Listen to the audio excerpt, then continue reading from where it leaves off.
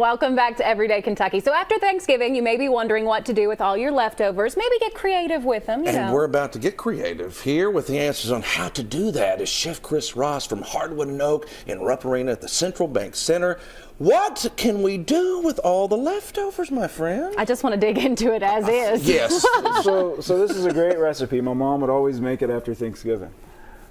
It's taken turkey, because you always got turkey left over for Thanksgiving, and in this case we're going to use toast, but you probably got leftover rolls that you could use as well. So we're going to make a version of a hot brown. And actually, until I actually went to culinary school in Louisville, I thought this is what a hot brown was. I didn't even know it was supposed to be cheese sauce. So really? I thought my mom kind of made it up. So we got you got your pan. Mm-hmm. You want to put some gravy down. White gravy. Good old sawmill gravy. Love it, love it. You could probably do brown gravy, couldn't you? Yeah. Well, he says no. It's not kind That's of what that meant. Yeah. So then we're gonna put our toast or rolls, or if you got some hot dog buns laying around, whatever you got, That's right. Something that's getting ready to harden up anyway. Is that what you're saying? Yeah. So I toasted this. And, easy enough. So then we got our turkey. You kind of want to just kind of crunch it up a little bit. Okay. Oh, tear it so you don't want to lay it in the sheets. Okay. Right. Yeah. So because when it scoops out.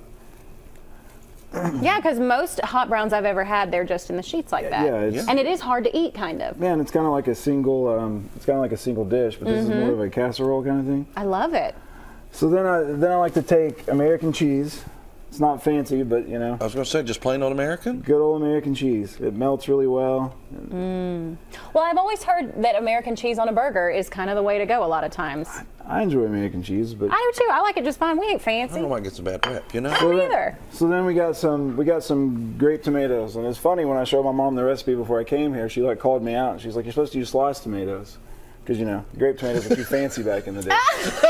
But so I use grape tomatoes honestly because this time of year, regular tomatoes just aren't not as great, good. and these always taste pretty good. So we're gonna grape tomato it up, sprinkle them around.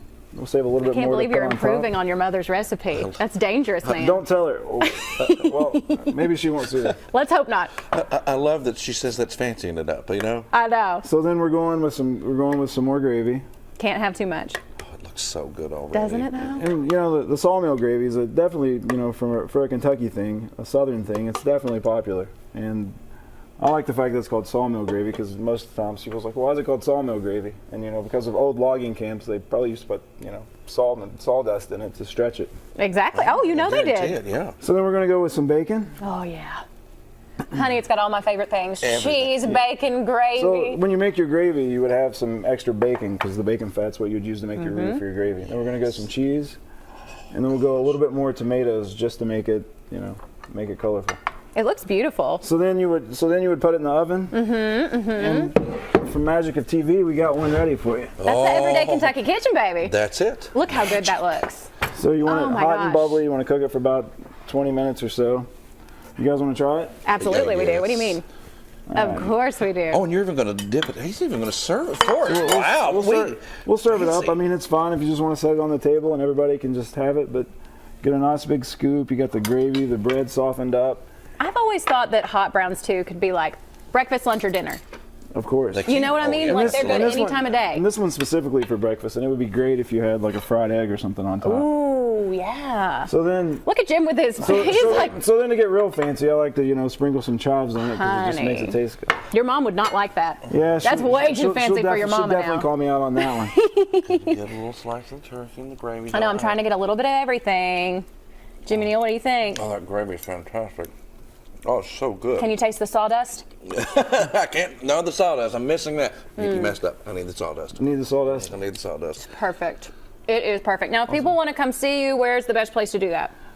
Come to a Kentucky basketball game. That's it? Yep, Kentucky basketball game, concerts, book a convention at the convention center. We're doing all the food there. Well, it's delicious. I know you can't try it, and I hate that for you, but you probably have a lot of these ingredients at home. So whip it up, people. Yeah, that's the thing, especially today. So take care of that for you, and it's delicious. Keep it here on Everyday Kentucky.